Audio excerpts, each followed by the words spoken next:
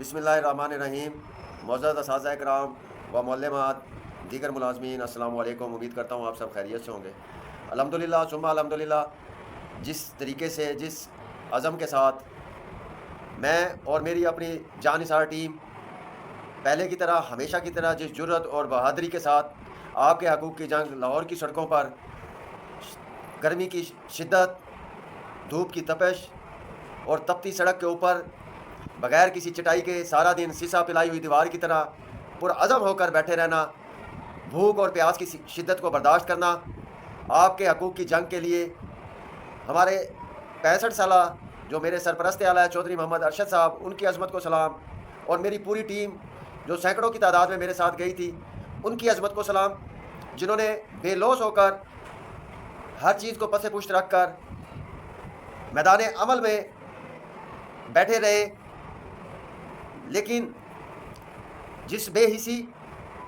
بے حیائی، ڈھٹائی کا مظاہرہ حکومت پنجاب نے کیا، اس طرح کی بدترین مثال پنجاب بھر میں، پاکستان بھر میں، دنیا بھر میں کسی جگہ نہیں ملتی۔ میں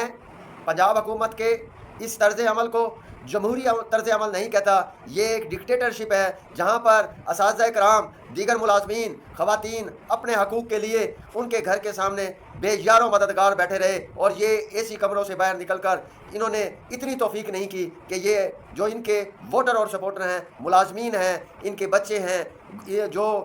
وزیر اعلیٰ صاحبہ کہتی ہے میں پنجاب میں سب کی ماں ہوں، لیکن ماں تو اپنے بچوں کا بہت احساس کرتی ہے، وہ اپنے بچوں کو بلکتا ہوا نہیں دیکھ سکتی، وہ اپنے بچوں کو سسکتا ہوا نہیں دیکھ سکتی، وہ اپنے بچوں کو روتا ہوا نہیں دیکھ سکتی، وہ اپنے بچوں کو دھوپ میں تڑپتا ہوا نہیں دیکھ سکتی، وہ اپنے بچوں کو کسی صورت بھی بے یار و مددگار نہیں چھوڑ سکتی۔ لیکن یہ کیسی ماں ہے جس سے نہ اپنی قوم کی فریاد سنائی دی، نہ اپنے بچوں کی فریاد سنائی دی، نہ اپنے بیٹوں کی فریاد سنائی دی، لیکن اس وزیر اعلیٰ کو کوئی ماں کہنے کا حق حاصل نہیں ہے۔ ہم ایسے حکمرانوں کو اپنا حکمران نہیں مانتے جو بے حس ہوں، جو ڈھٹائی پر اترے ہوئے ہوں، جو اپنے ملازمین کا گلا گھونٹنا جانتے ہو۔ میں پنجاب بھر کے تمام محکمے کے لوگوں کو بتا دینا چاہتا ہوں کہ پنجاب کا سب سے بڑا ٹیکس پیڈ جو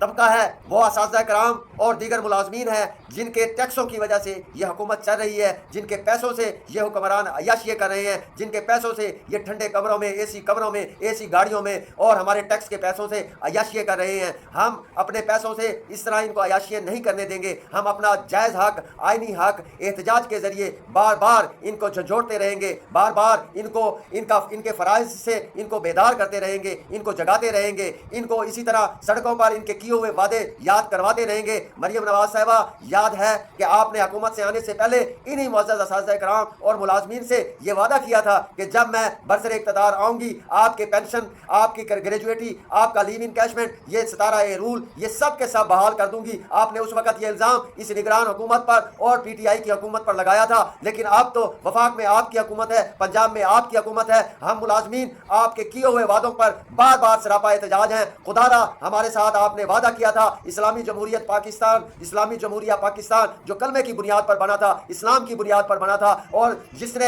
ایفا عہد نہیں کیا اس کا کوئی دین نہیں ہے۔ یہ اسلام کہتا ہے وعدہ وفا کرنے والا اللہ اور اللہ کا حبیب ہے، لیکن آپ بار بار ہم سے وعدہ کر کے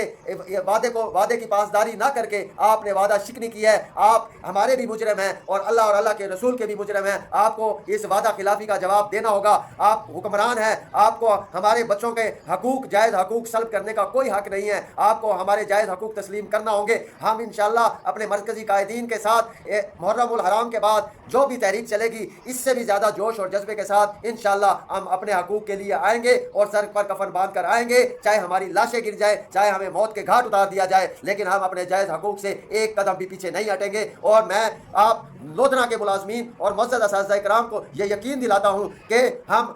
آپ کی عظمت، عزت اور حقوق پر کسی قسم کی کوئی سودے بازی نہیں کریں گے۔ یہ میں آپ سے وعدہ کرتا ہوں کہ میں اللہ اور اللہ کے رسول کے ہاں بھی آپ کا ہاتھ ہوگا، میرا گریبان ہوگا، اگر میں آپ کے خلاف آپ کے حقوق کی جنگ صحیح طریقے سے نہ لڑا اور آپ کے حقوق پر کوئی آنچ نہیں آنے دوں گا۔ یہ میں آپ سے وعدہ کر رہا ہوں، اور میں اپنی زندگی تو ختم کر سکتا ہوں، لیکن اپنے حقوق سے، اپنے اساتذہ کرام کے اور ملازمین کے حقوق سے ایک قدم بھی پیچھے نہیں ہٹوں گا۔